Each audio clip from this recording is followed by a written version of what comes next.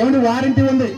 అందుకని చూడండి, గ్యారంటీ లేదురా నీకు, వారంటీ లేదురా నీకు, గ్యారంటీ లేదురా నీకు, అమ్మా వారంటీ లేదురా మనకి.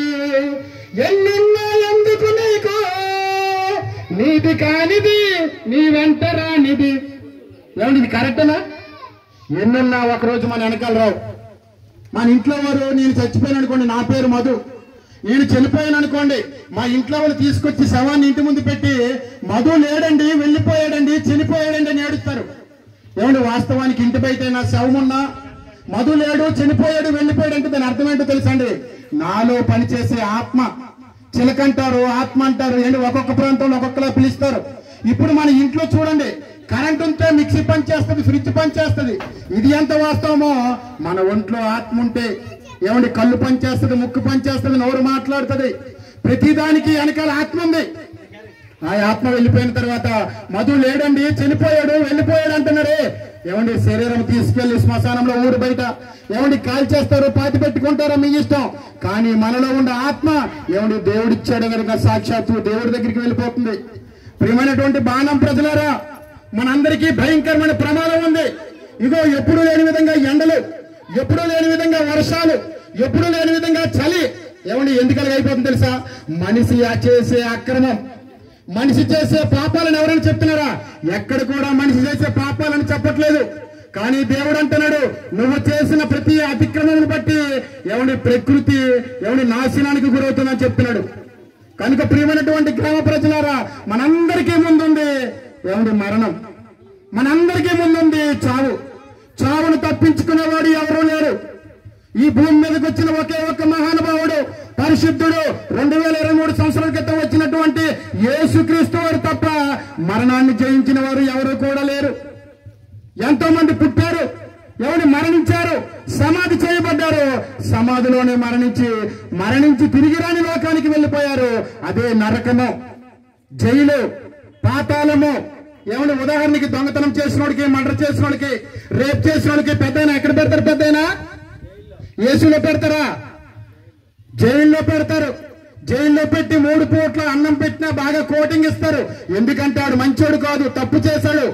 మరి దేవుడు కూడా ప్రకృతినిచ్చి గాలి, నింగు, నీరు, నిప్పు, ప్రకృతి ఏమైనా వేడి, మన ఇల్లు, శరీరాన్ని కాచుకోవడానికి ఇల్లు, ఇన్నిచ్చినా ఏమండి నన్ను భూమి మీదకి పంపించినటువంటి దేవుడు ఎవరని తెలుసుకుంటున్నామా? ఏమండి గ్యారంటీ ఇచ్చే ఏమండి షాప్ ఏదని ఎదుగుతాం. ఒక చీర కొంటే ఒక చీర ఫ్రీ ఏ షాప్ లో ఇస్తారు బాబు అంటాం. ఏమండి బంగారము ఏ షాప్ లో బాగా ఏమండి గ్యారంటీ ఇస్తారని ఎదుగుతాం. కానీ దేవుడు అంటున్నాడు, నువ్వు చనిపోయిన తర్వాత ఈ చిన్న జీవిత కాలంలో నిజమైన దేవుడు ఎవరని ఎతికితేనండి యుగ యుగాలు బ్రతికే నిత్య జీవం ఇస్తానంటున్నాడు. గ్యారంటీ. మీకు ఈ భూమి మీద రుణమాఫీ కావాలా? చనిపోయిన తర్వాత స్వర్గం కావాలా? ఇగో మనకి ముందు ఎలక్షన్లు ఉన్నాయి, ఎంతో మంది వస్తున్నారు మీకు ఓట్లేయండి అని. కానీ మేము ఓట్లేయమని రాలేదమ్మా. మనము చనిపోయిన తర్వాత భయంకరమైన ప్రమాదం ఉంది. ఆ ప్రమాదాన్ని తప్పించుకోవాలంటే ఇగో నువ్వు నేను చనిపోయిన తర్వాత సాక్షాత్తు దేవుడు ఉండే లోకము, స్వర్గము, వైకుంఠము, పరలోకానికి వెళ్ళాలంటే అగో అక్కడ ఉంది యేసుక్రీస్తు వారు తప్ప ఈ దారి చూపించే నాదుడు ఎవరు కూడా లేరు. ఆలోచించండి అమ్మ, ఒక వస్తువు కొంటే 10 షాపులు తిరుగుతాం అంతే కదా తల్లి. పుచ్చిపోయిన వంకాయలు వేస్తే కొనుక్కొని తెచ్చుకుంటామా? మంచి వంకాయలు బాబు అంటాం.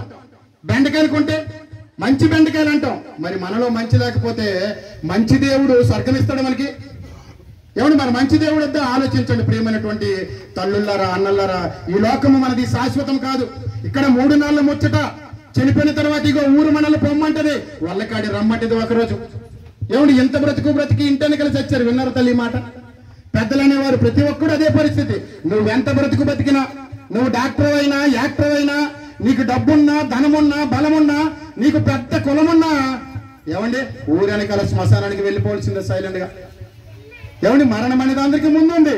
కనుక తల్లిలారా, మరణాన్ని తప్పించడానికి, మన పాపాన్ని మాఫీ చేయడానికి 2023 సంవత్సరాల క్రితం మహానుభావుడు, పరిశుద్ధుడు, పాపము లేని దేవుడు యేసుక్రీస్తు వారు వచ్చి నువ్వు నేను చనిపోయిన తర్వాత భయంకరమైన ప్రమాదము నరకానికి వెళ్ళిపోగలదని తన ప్రాణము పెట్టి ఏమండి రక్తం కార్చి నువ్వు నేను చనిపోయిన తర్వాత రక్షణ పొంది దేవుడుండే లోకము స్వర్గానికి వస్తామని ఈ లోకానికి మచ్చుకు 60 సంవత్సరాలు 70 సంవత్సరాలు పంపించాడు.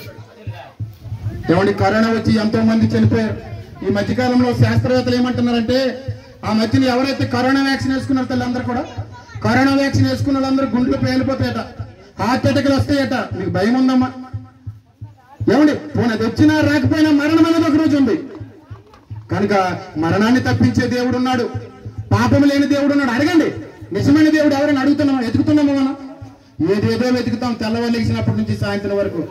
ఎవరెవరినో నమ్మి మోసపోతున్నాం. 5 సంవత్సరాల నాయకుడు ఏదేదో ఇస్తాడంటే ఏమని భూమే శాశ్వతం అనుకొని అతని వెనకాల జెండా పట్టుకొని తిరుగుతున్నారు. కానీ యుగ యుగాలు బ్రతికే బ్రతుకుంది. ఈ 60 సంవత్సరాలు 70 సంవత్సరాలు బ్రతుకు కాదమ్మా. ఇక్కడ యాత్రకు వచ్చాం, ఇది ఒక టూరిస్ట్ ప్లేస్. ఈ యాత్ర ముగించుకొని 60 సంవత్సరాలు 70 సంవత్సరాలు అయిపోయిన తర్వాత మరణం అనే పేరుతో ఈ ఊరు నుంచి నువ్వు వెళ్ళిపోవాలి. వెళ్ళిపోయిన తర్వాత సాక్షాత్తు దేవుడి దగ్గరికి వెళ్ళినప్పుడు అన్నా దేవుడు నీకు లెక్క అడుగుతాడు.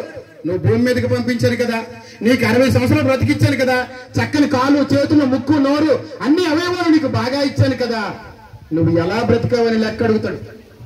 ఏమండి మన గవర్నమెంట్ వాళ్ళు చూడండి, ఏమండి ఇంటికి కరెంట్ ఇచ్చినందుకు లెక్క, వాటర్ ఇచ్చినందుకు మున్సిపాలిటీ లెక్క, ఏమండి అలాగే మోడీ గారు ప్రతి వస్తువు మీద జిఎస్టీ లెక్క.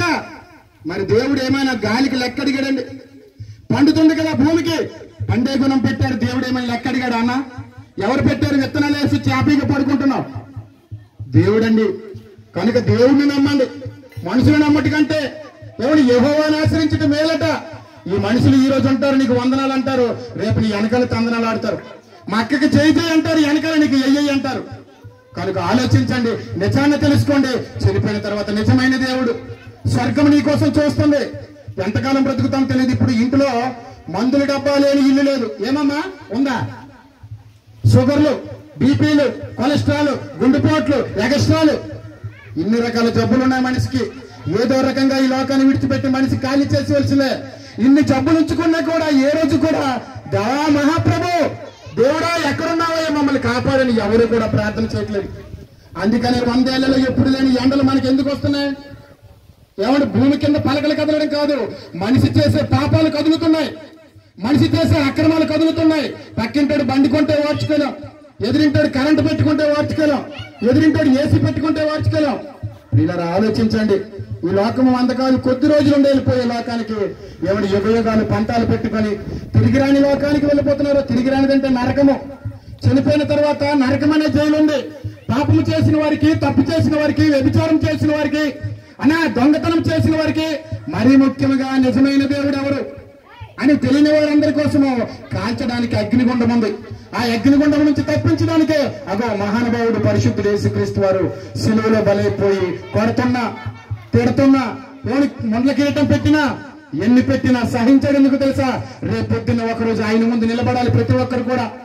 జడ్జిమెంట్ ఏమండి ఈ లోకంలో జడ్జిలకు డబ్బులు ఇస్తే నువ్వు కోర్టు నుంచి బయటికి పంపిస్తారు.